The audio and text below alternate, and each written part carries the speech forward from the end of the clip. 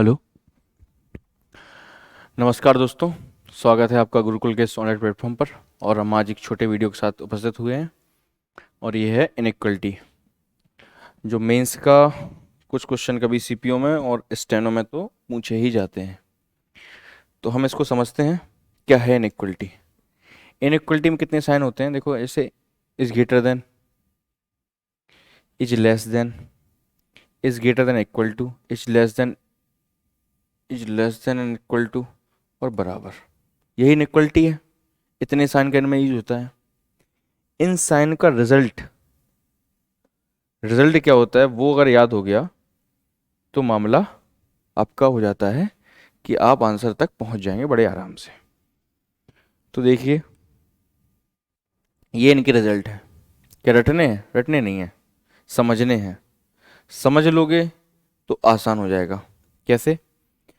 जब भी कोई दो इनइक्वलिटी सेम हो, जब भी कोई दो इनइक्वलिटी सेम हो, जब भी कोई दो इनइक्वलिटी सेम हो, उनका रिजल्ट वही आता है। क्लियर है?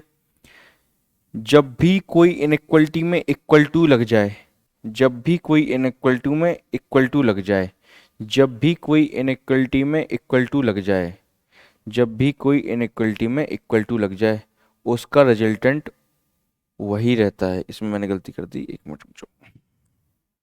ये रहा, उसका रिजल्टेंट वही रहता है। ठीक है, उसका रिजल्टेंट वही रहता है। क्लियर है वाली बात? अगले देखो, अगर मैंने बोला ना सेम इनइक्वलिटी, सेम इनइक्वलिटी का क्या रहेगा रिजल्ट? वही। सेम इनइक्वलिटी का रिजल्ट क्या रहेगा? वही। जब इक्वल टू रख जाए तो वो छोटे वाला रहेगा। क्लियर है वाली बात? बराबर कभी तब हो सकता है, तब बराबर बराबर बराबर बराबर आ जाए, तभी सिर्फ और सिर्फ बराबर हो सकता है। जब दो चेहरे आपस में ऐसे हो जाएं, उनके साथ बराबर लगे ना लगे, तो इनको बोल देंगे can't determine, C and D. Clear है वाली बात? फिर से समझो एक वाली बात। मैंने बोला जब कोई दो इनइक्वलिटी सेम हो, जब भी कोई दो इनइक्वलिटी सेम हो, सेम हो, समझ में आ रहा है? सेम कैसी है? बराबर वाली भी सेम हो तो उनका रिजल्ट क्या आएगा? सेम आएगा।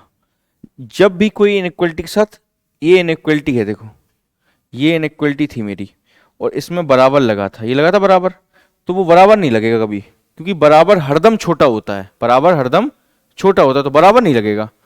इस वाली इनइक्वलिटी में देखो बराबर लगा दिया, इसमें नहीं लगा, और इसमें बराबर हटा दिया। क्लियर है वाली बात? नेक्स्ट चीज याद रखनी है आपको कि जब भी मुंह ऐसे ऐसे हो जाए और ऐसे मिल जाए तो आपकी कभी सीएनडी रहेगा। ये वाली चीज थ्योरी देख लो पहले सारी। आइदर क्या होगा? आइदर वाला ऑप्शन क्या रहेगा? जब भी दो साइनों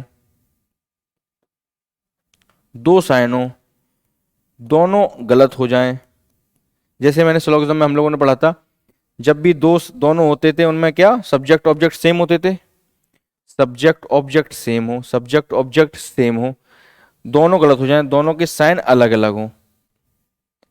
सिलोगिज्म में क्या होता था? दोनों गलत हो, एक पॉजिटिव एक नेगेटिव हो, मतलब एक का साइन अलग अलग हो, और सब्जेक्ट ऑब्जेक्ट सेम हो। तो बस ये आइदर वाला ऑप्शन आप में रहेगा। क्वेश्चन देखो, क्वेश्चन देखते हैं कैसे।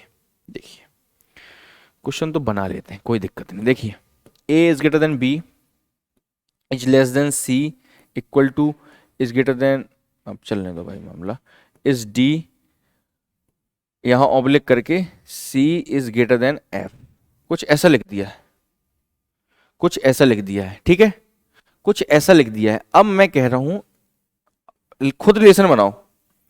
सिलोगिज्म और इनइक्वलिटी लगभग सेम है।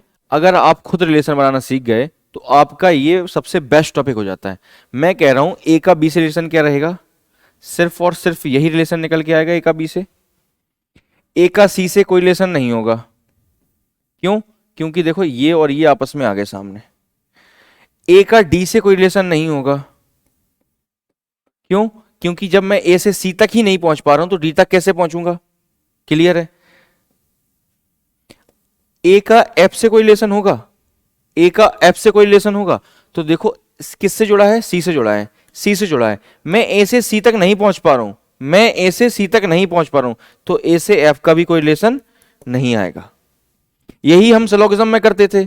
जो 100 और 150 से पढ़े हैं वो उन्हें पता है कि बीच में कोई अनसर्टेन केस जैसे ही आता था तो हम उसके आगे नहीं बढ़ पाते थे। सेम इसमें हो रहा है, मैं बी सी तक नहीं पहुंच पा रहा हूं तो मेरा मामला सी एफ तक भी नहीं पहुंच पाएगा। अगर मैं इसमें एक और इनइक्वालिटी जोड़ देता हूं, B is greater than G is greater than equal to O, ये मैंने इक्वलिटी एक और जोड़ दी। अब मैं कह रहा हूं ए का रिलेशन जी से बनाना है, तो मैं बी तक तो पहुंच पा रहा हूं आराम से, और बी के साथ मैंने जी जोड़ देना उसके बाद, तो ए और जी का रिलेशन आपने निकाल लिया, कोई दिक्कत नहीं है। मैं बोलूं ए का ओ का निकालो, तो इसी में ओ का जोड़ दो, तो बराबर का निशान लग जाए, लेकिन बराबर के निशान का भी आंसर नहीं आएगा।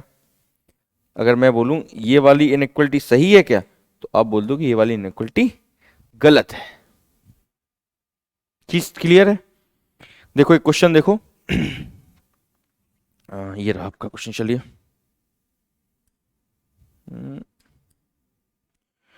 चलिए भाई लिखिए, देखिए m is greater then k is i is i के बाद j के बाद h बराबर g। सिंगल लाइन का तो एकदम आसान होता है, कोई दिक्कत नहीं है। h बराबर f होगा कि नहीं होगा, और j is greater then g होगा कि नहीं होगा, ये पूछा है। देखिए h से f तक पहुंचना है, h कहाँ है a, f कहाँ है a, h से f मैंने बोला था बराबर कब आएगा, बराबर सिर्फ जब आएगा तब बराबर बराबर बराबर बराबर लिखाओ। बीच में क्या आ गया, ये आंसर नहीं होगा ये वाला। बात क्लियर, सही है? g से j से g ए रहा, g ए रहा, j is greater than h is equal to g। Equal to कोई मामला नहीं होता, इक्वल टू हरदम छोटा रहेगा, j की तरफ मुंह बड़ा है, g के तरफ मुंह बड़ा है, बिल्कुल सही बात है। बराबर का कोई मतलब होता नहीं है। बात समझ में आ रही है? एक बार फटाफट रिवीजन करेंगे और इस सेशन को ऑफ करेंगे। देखिए इनइक्वलिटी में इतने साइन बताए थे मैंने, उसके बाद रिजल्टेंट कैसे याद रखने हैं, हरदम देखना है कि सेम इनइक्वलिटी का रिजल्टेंट सेम आएगा। अगर बीच में बराबर आ जाता है या इनइक्वलिटी के साथ बराबर लग जाता है तो कोई असर नहीं पड़ेगा मुझे, बराबर सिर्फ तभी आएगा तब दोनों के बीच में बराबर हो। आगे हमने देखो क्वेश्चन करने की कोशिश करी थी, उसके बाद मैंने बताया कि आइदर वाला क्या केस होता है, सी एंड डी कब बनेगा, सी एंड डी कब बनेगा। सी एंड डी का मतलब यहां एसएससी में गलत माना जाएगा कि वो आंसर नहीं निकाल सकते, गलत है। अगला देखो मैंने क्वेश्चन बनाया एक, और एक लास्ट में आपके लिए क्वेश्चन देता हूं। देखिए एक क्वेश्चन और लास्ट में फिर एक घर के लिए क्वेश्चन। देखो मैं बोल रहा हूं A is greater than B is greater than C is D, तो ए बराबर डी, और एक और इनइक्वलिटी लिख लो आप, D is greater then F, A is greater then F और ए इज लेस देन डी। क्या होगा आंसर? तो मैं बराबर ए बराबर डी निकल के नहीं आ सकता, गलत। ए छोटा है डी से, देखो ये ऐसे गया और इस तरीके से आना, तो ये भी गलत। ए इज ग्रेटर देन एफ, तो डी तक पहुंच नहीं पा रहे तो एफ तक कैसे पहुंचोगे, तो ये भी गलत।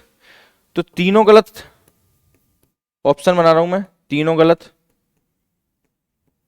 दूसरा ऑप्शन है आइदर फर्स्ट और third and second is wrong,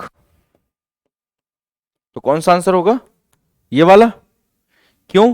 क्योंकि देखो साइन अलग अलग है, ए और डी सब्जेक्ट ऑब्जेक्ट मिल रहे हैं, सब्जेक्ट ऑब्जेक्ट मिल रहे हैं, ए सब्जेक्ट ऑब्जेक्ट मिल रहे हैं, दोनों गलत हैं, साइन अलग अलग हैं, तो आइदर वाला ये। ठीक है, तो आइदर वाला केस आई होप को समझ में आ गया होगा, ये वाली बात समझ में आई होगी। इनइक्वलिटी बहुत छोटा टॉपिक है, आप कितनी भी प्रैक्टिस करिए कोई क्वेश्चन आपको गलत नहीं होगा, बाकी प्रैक्टिस ही सब कुछ है। धन्यवाद, जय हिंद।